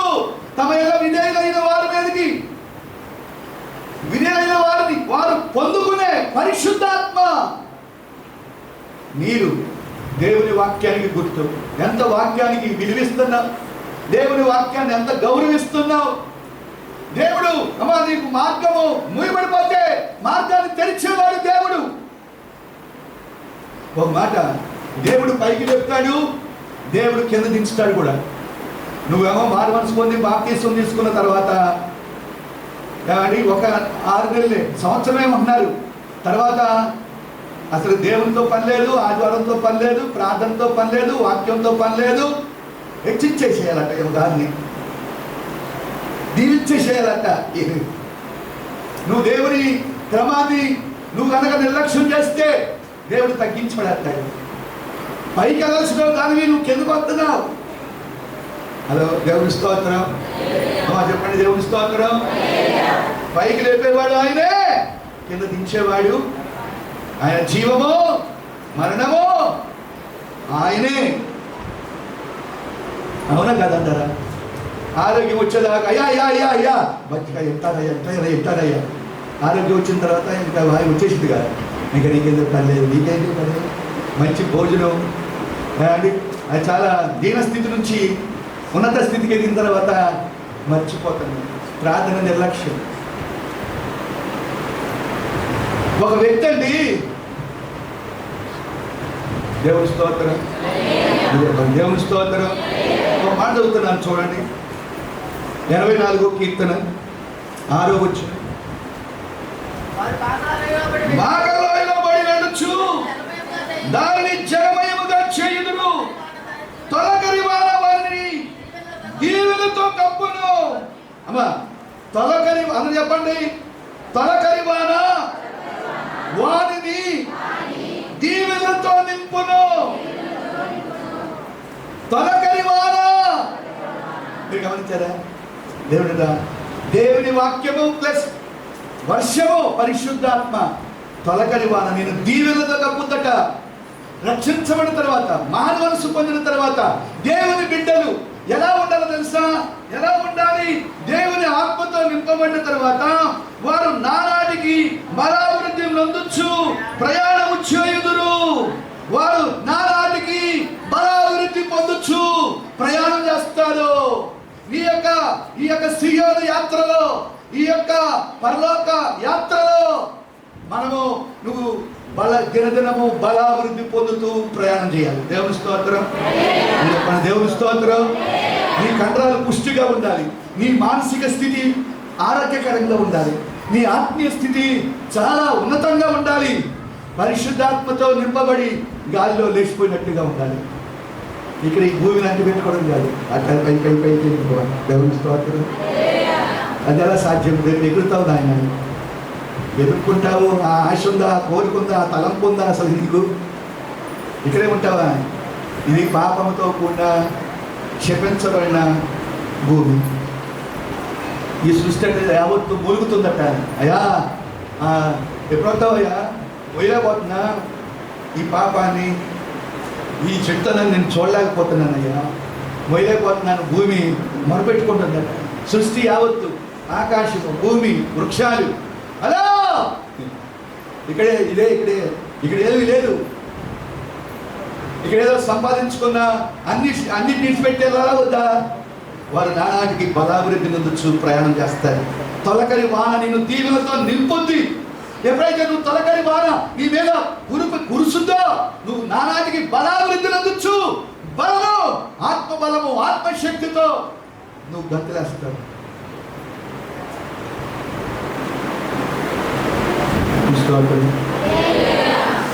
దేవుని బిడ్డలు ఎప్పుడు గంతులేస్తూ ఉంటాయి. ఎప్పుడు నేర్సిపోయే సీరియస్గా భక్తి, అమ్మ ఎంత భక్తి పడరాదు, నవ్వదో సీరియస్గా ఉంటుంది ఏమండి. అది భక్తి కాదు, అది భక్తి కాదు. వారి పక్కంటోళ్ళతో పని లేదు. వాళ్ళకి పక్కంటోళ్ళు చూడరు అసలు కనీసం. నేనంటే ఆమెతో పని ఏంటి, ఆమె కన్నా నేను గ్రేట్ అనుకుంటూ ఉంటాను. ముఖం అంతా జిడ్డు కలుతూ ఉంటుంది. దేవుని స్తోత్రం, అందరూ చెప్పండి దేవుని స్తోత్రం. సీరియస్ భక్తి కాదండి, హావభావాలు దేవునిలో వ్యక్తపరుస్తూ, స్తుతిస్తూ, ఘనపరిచేది. వారు నానాటికి బలాభివృద్ధి పొందుచు ప్రయాణం చేస్తారు. మరొక మాట ఉంది, చక్కటి మాట. వారిలో ప్రతివాడు సీయోనులో దేవుని సన్నిధిని కనబడును. ఈ నానాటికి బలాభివృద్ధి పొందేవాడు, తలకరి వారితో తడపబడినవాడు ఎక్కడుంటాడు తెలుసా? దేవుని సన్నిధిలో కనబడతా ఉంటాడు. అసలు దేవుని సన్నిధిలో ఒక పచ్చని ఒలివ చెట్టు వలె ఇక్కడ నాటబడి ఉంటాడు. ఎప్పుడు ఆదివారం చూసారా? ఆదివారం 9 గంటలకంటే 11 గంటలకు వస్తారు ఆమె. అసలు దేవుని మందిరం అంటే నీకెంత ఎంత నిర్లక్ష్యం. ఆదివారం 9 గంటలంటే 11 గంటలు అని కాదు, పైన కూర్చుంటా. నీకు దేవుని మందిరం అంటే లెక్కలేదు. దేవుని మందిరంలో వచ్చే నీ మందిరము మేలు ఉంది, సమృద్ధి ఉంది. దేవుని స్తోత్రం అని చెప్పండి. దేవుని స్తోత్రం. నువ్వు మొదట ఆయన నీతిని, ఆయన రాజ్యాన్ని నువ్వు మొదట వెతికితే నీకు కావలసినవన్నీ దేవుడు నీకు ఇవ్వటం ప్రారంభిస్తాడు. అమ్మా, నువ్వు దేవుని చేతిలో పెట్టుకున్నావు. అలా సందా బాక్సులో నువ్వు నీ యొక్క ప్రాణాత్మ శరీరాన్ని, నీ జీవితాన్ని దేవునికి సందా చేసావా లేదా? బాప్తిసం తీసుకున్నప్పుడు దేవునికి ప్రతిష్ఠించుకున్నావా లేదా? ప్రతిష్ఠించుకున్నావా లేదండి? ఈ అయ్యా నాది పెళ్ళైన సమయంలో నీ ఆశలన్నీ పక్కన పెట్టి ఆయనతో నడిచావా? నడుతున్నావా? నడతలేదా? నా ఇష్టమని నువ్వు నీ కోరికలు నీ ఇష్టం ప్రకారం నడుతుంటే ఈ బాంధవ్యం కుదురుద్దా? అలాగే దేవుల్లో నువ్వు మారు మనసు పొంది బాప్తీసం తీసుకున్న తర్వాత ఆయన ఎలా నువ్వు నిర్లక్ష్యంగా ఏం చెప్తున్నాడు అది వినకుండా, మాట వినకుండా నువ్వు తిరుగుతూ ఉంటే నువ్వు దేవుని మాట విన్నట్ట? నువ్వు దేవునికి సమర్పించుకున్నట్ట? నీ ఇష్టమే. ఇక్కడ పాస్టర్ దేవుని ఇష్టంతో పని లేదు. నువ్వు ఇష్టపడతావో ఇష్టపడలేవు. నేను 11 గంటలకు వస్తాను, పద్దాగా పాస్టర్ ఇంకోటి లేదా? అదే చెప్తావా? సరే, దేవుని స్తోత్రం. అందరూ చెప్పండి దేవుని స్తోత్రం. అమ్మా, శనివారమే ప్రార్థన చేసుకోవాలంట. అయ్యా, నేను ఆదివారం రాబోతుంది, విశ్రాంతి దినం, పరిశుద్ధ దినం, నేను ముందుగా వెళ్ళాలయ్యా. నువ్వు నాతో మాట్లాడాలయ్యా, నన్ను దర్శించాలయ్యా, నేను నీ కొరకు నిలబడాలయ్యా, నీ కొరకు జీవించాలయ్యా, నువ్వు నాతో మాట్లాడాలి, నేను నీ కొరకు బ్రతకాలయ్యా. ముందుగానే ప్రార్థన చేసుకుని ఈ స్థలానికి రావాలి. రాత్రి నుంచి చేస్తూ రావాలి. దేవుడు అప్పుడు నిన్ను కోరుకుంటాడు. మీరు ఏమండి, దేవుడు ప్రతివాడు దేవుని సన్నిధిని కనబడను. దేవునికి అప్పగించుకుంటామా? దేవుని సన్నిధిలో నువ్వు ఉంటే దేవుని వెనకబడిన చచ్చిపోయిన ఆత్మీయతలో చచ్చిపోయిన వాళ్ళు దేవుని మందిరంలో కనబడదు. వాళ్ళకి సంతోషం ఉండదు, సమాధానం ఉండదు. లోకమే మీరు గమనించారా? అపోస్తులందరూ కూడా వారి ఆస్తి, వారి ధనాన్ని అపోస్తుల పాదాల దగ్గర పెట్టారంట. అపోస్తుల పాదాల దగ్గర పెట్టారంట. అపోస్తుల పాదాలు, అయ్యా నువ్వు ఏ కూడికి పెట్టాలనుకుంటా కూడికి పెట్టు, నేను సహకరిస్తాను. నువ్వు ఉపవాస పెడతానంటున్నావు, ఇదిగో నా డబ్బులు ఇదిగో 50,000 నీకు ఇస్తున్నా, ఉపవాస ప్రార్థన పెట్టు. ఇదిగో బైబిల్ ట్రైనింగ్ పెట్టాలనుకుంటున్నావా, ఇదిగో నేను ఒక 10,000 ఇస్తున్నాను అయ్యా, తీసుకో. నేను అపోస్తుల పాదాల దగ్గర పెట్టాలి.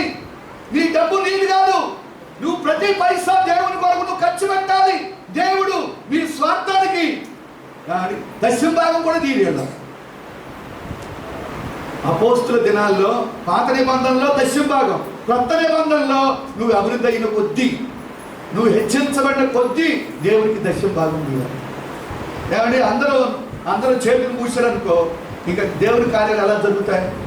దేవుని కార్యాలు నేను ఎలా చేయగలను? దేవుని పని మీటింగ్ పెట్టాలి, అంటే విశ్వాసులు కూడికి పెట్టాలి, దైవ సేవకులకి తరబీదు కేంద్రం పెట్టాలి. ఏదో ఒకటి అందరూ ఇస్తూ ఉంటే, దేవుని ప్రేమిస్తే నువ్వు ఇస్తావు. నువ్వు దేవుని మీద ఇంట్రెస్ట్ లేదనుకో, నువ్వేమిస్తావు? అమ్మా ఇది నా కొరకు, ఈ 10 రూపాయలు నా కోసమే, ఈ 100 రూపాయలు నా కోసమే. నువ్వు అభివృద్ధి పొందిన కొలది, నువ్వు విస్తరించిన కొలది నువ్వు దేవునికి ఇవ్వాలి. దేవుని స్తోత్రం. నువ్వు చెప్పాలి దేవుని స్తోత్రం. వారు దేవుని సన్నిధిలో కనబడతారు. సియోనులో వారిలో ప్రతివాడు సియోనులో దేవుని సన్నిధిని కనబడను. తొలకరి వాన వారిని దీవులతో నింపుద్ది. వారు నానానికి బలాభివృద్ధి నందుచు ప్రయాణం చేస్తారు. బలాభివృద్ధి నందుచు.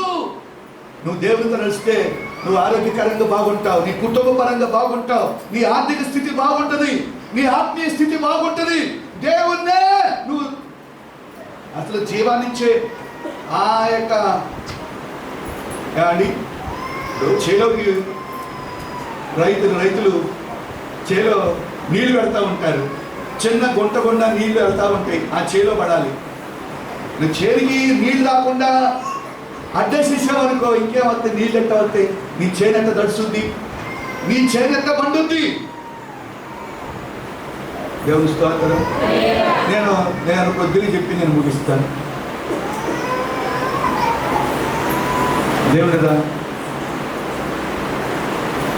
దేవుడు దృశ్యమైనవి వాటిని మనము చూడాలి, నమ్మాలి. చూచేవి ఉంటాయి, నమ్మాలి, వాటిని చూడాలి. చూచేవే కాదు, చూడని వాటిని కూడా విశ్వాసంతో నమ్మాలి. నేను ముగించేస్తాను ఒక మాట. దైవజనుడు ఏలియా దినాల్లో ఒక సూచన, ఏలియా సూచన అడుగుతున్నాడు. పిచ్చోడాలే చూడు, సముద్రం వైపు చూడు, మేఘం కాబడుతుందా? అయ్యా అయ్యో అరచేయి అంత మేఘం కాబడుతుంది. మరి ఎలీషా గారు ఏమన్నాడు? గురువు కంటే సూచన లేకుండా అసలుకి ఏది సూచన లేకుండా, వర్షం లేకపోయినా, గాలి లేకపోయినా, మేఘం రాకపోయినా, ఏమండి ఈ గోతులు నేలతో నింపబడును గాక. దేవుని స్తోత్రం, దేవుని స్తోత్రం. చెప్పండి దేవుని స్తోత్రం. ఆ గోతులే కాదు, ఆ లోయంతా నీళ్ళతో, ఆ దేశమంతా ఏదోమ ప్రాంతం నుంచి దేవుడు ఒక నదిని అర్పించు సమయమందు ఏదోము మార్గమున రాగా, ఏదోము మార్గము గుండా దేవుడు పై నుంచి కురిపెత్తాడో తెలియదు, ఈ మూల నుంచి ఈ మూల ఎక్కడో ద్వారం జరుగుతాడో తెలియదు. నీకు చెప్పి చేయడు. నీకు కావాల్సింది ఏంటి? పైనుంచి వస్తాయా, ఈ మూల నుంచి వస్తాయా, ఈ మూల తూర్పా, పడమరా, దక్షిణమా, ఉత్తర, ఏ ఉత్తరాల సంగతి నీకెందుగా బాబు? నువ్వు దేవుడు ఏం చెప్పాడు? నీకేం చెప్తాడు? దేవుడు చెయ్యి, నువ్వు చేసే పని నువ్వు చెయ్యి. దేవుడు చేసే పని దేవుడు చేస్తాడు. దేవుని స్తోత్రం. దేవుని స్తోత్రం. సంధ్యా సమయం మీరు గమనించారా? మీరు నైవేద్యము అర్పించు, ఉదయ నైవేద్యం. అవును, నేను ముగించేస్తాను.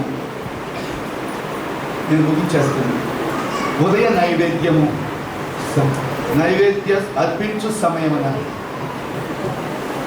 ఉదయ నైవేద్యము. మీరు గమనించారా? నైవేద్యము అంటే నైవేద్య బలి కూడా బైబిల్లో ఉంది. నేను ముగించేస్తున్నాను.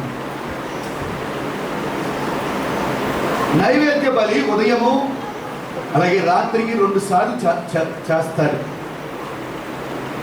నైవేద్యములో నైవేద్య బలి పశువుని అక్కడ పెడతారు. బలి పశువు మీద ఏమండి 30 ద్రాక్ష రసాన్ని 30 తైలాన్ని ఆ యొక్క బలి పశువు మీద పోస్తారు. ఆ బలి పశువు ఉదయ నైవేద్యము అర్పణగా అది వధించబడుద్ది. మరొక మాట చెప్తున్నాను. నువ్వు నేను దేవుని కార్యాలు మనం చూడాలి అంటే నీవు నేను మనము కూడా దేవుని కొరకు అర్పణగా మనము మార్చబడాలి. అర్పణగా విన్నారా? అర్పణగా మనం కూడా మార్చబడాలి. అపోస్తలుడైన పౌలు నేను ప్రాణార్పణముగా పోయబడబోతున్నాను. చూడండి ఆ మాట. ఫిలిప్పీ పత్రిక 2వ అధ్యాయం 17వ వచనం. మీ విశ్వాస యాగములోను ప్రాణార్పణముగా పోయబడ్డాను. నేను ఆనందిస్తాను. ఏమా నువ్వు కూడా ఉదయ నైవేద్యముగా ఒక బలి పశువు వధించబడినట్లుగా నువ్వు దేవుని కొరకు వచ్చిన నీవు కూడా దేవుని కొరకు అర్పణగా నువ్వు బలిపీఠం మీద అర్పణగా నువ్వు అర్పించబడాలి. పౌలు నేను ప్రాణార్పణముగా నేను పోయబడుతున్నాను.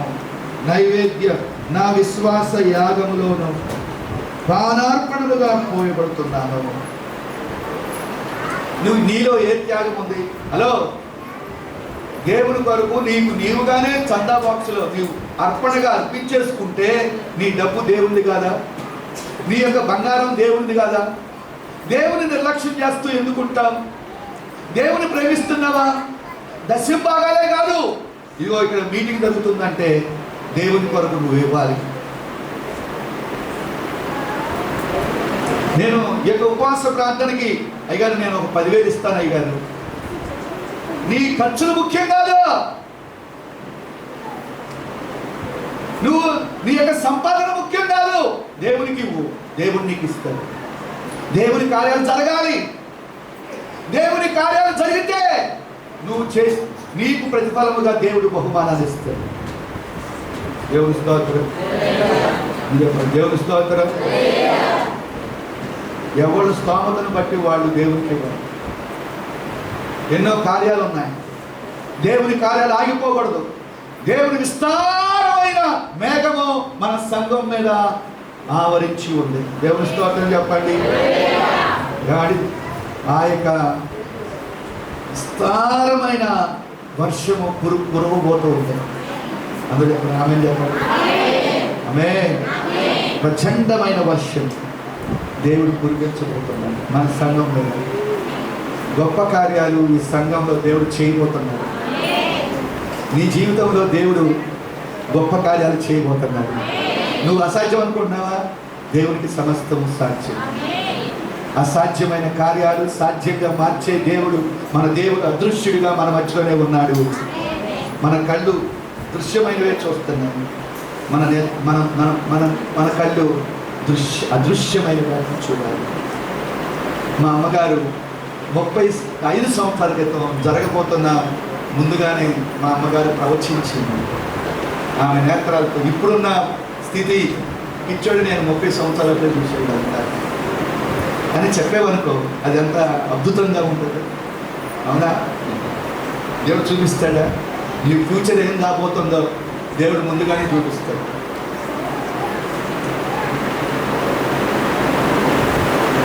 ఒక మాట, దేవుడు 2 అంతలుగా పనిచేస్తూ ఉంటాడు. ఒక మాట, యోసేపు ఆ ఐగుప్తు దేశంలో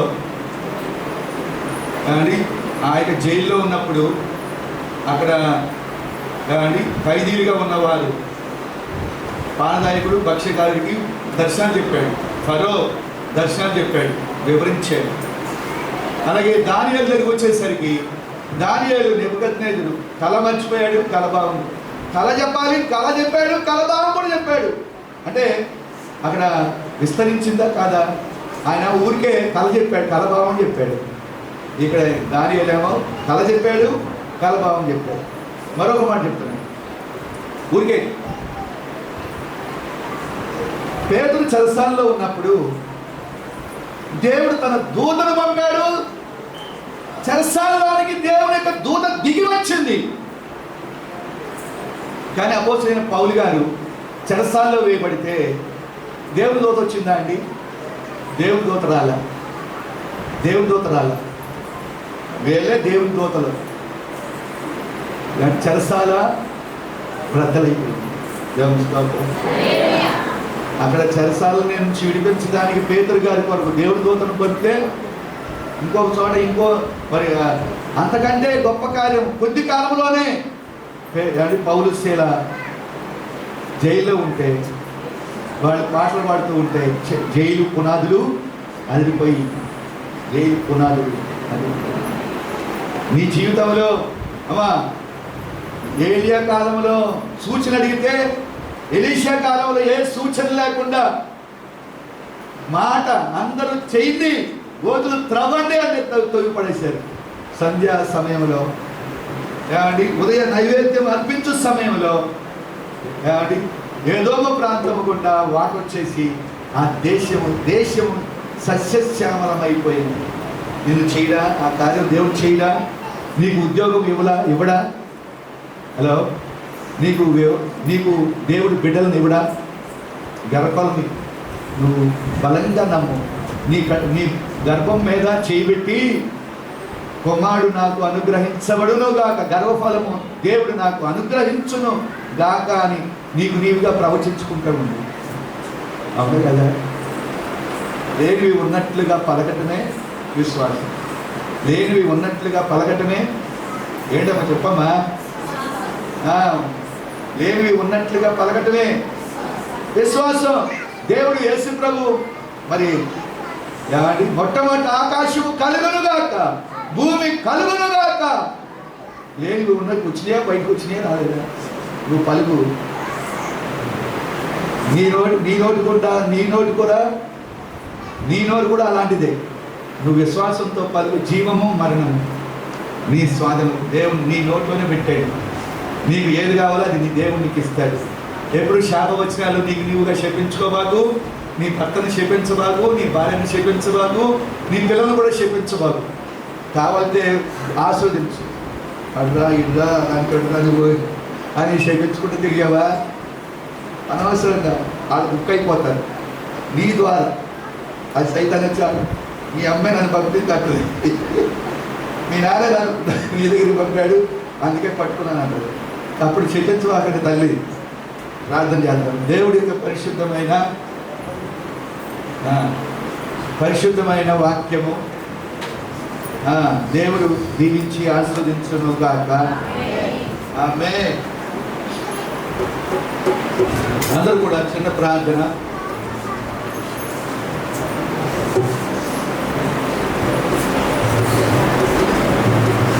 శాంతమ్మ గారు చిన్న ప్రార్థన చేస్తారమ్మా. అందరూ కూడా మోకాళ్ళు వేయండి. దేవుని అయ్యా నువ్వు నాకు సహాయం చేస్తావు. నువ్వు ఏ సమస్యలో ఉండా, సమస్యలు గల్లోళ్ళే మోకాళ్ళు వేయండి. సమస్యలు లేని వాళ్ళు మోకాళ్ళు లేని అవసరం రా. నాకు ఏది అవసరం లేదనుకున్న వాళ్ళు మోకాళ్ళు వేయండమ్మా. మోకాళ్ళు వేయండి. ఎన్నో సమస్యలు కూడా మనం వెళ్తున్నాం. అసలు యవనస్తులు మాట ఎంతలే. అలాగే ముసలోళ్ళ కన్నా ఘోరం. ఇంకా ముసలోళ్ళు గట్లు మాట ఎంటారు. వాళ్ళు యవనస్తులు మాట ఎంతలే.